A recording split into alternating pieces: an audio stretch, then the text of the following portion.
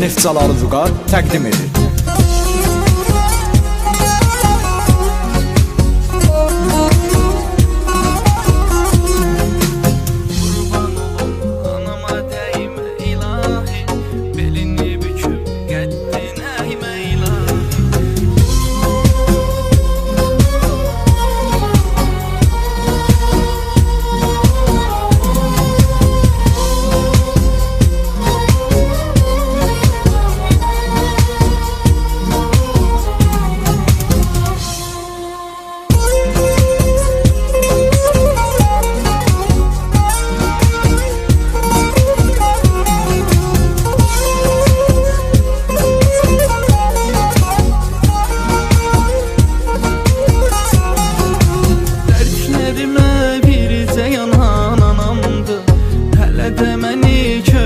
Sanan anamdı, ayağıma bircə daş dəyməsin deyə dua eləyən narahat olan anamdı.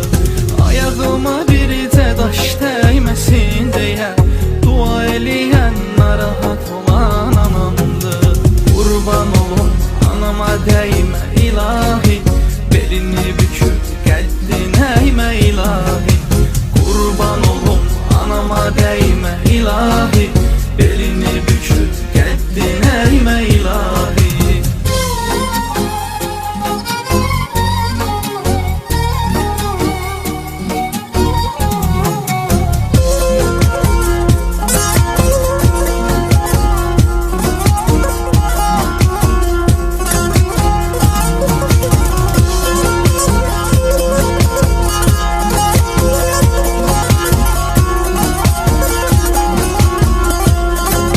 Neftçaları Vüqar təqdim edir.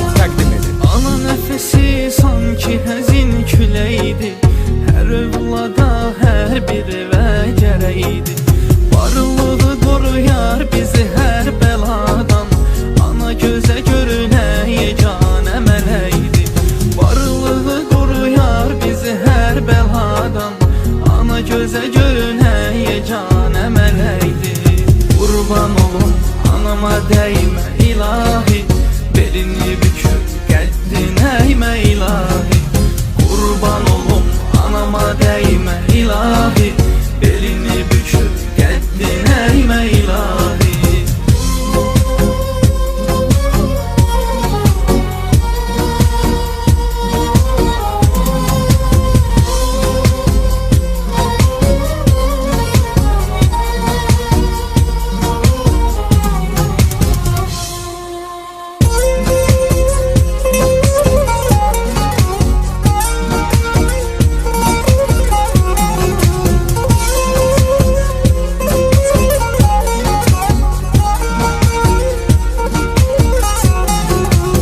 Övladın borcudur qeydinə qalsın, halallıq alıb gözündə ucalsın.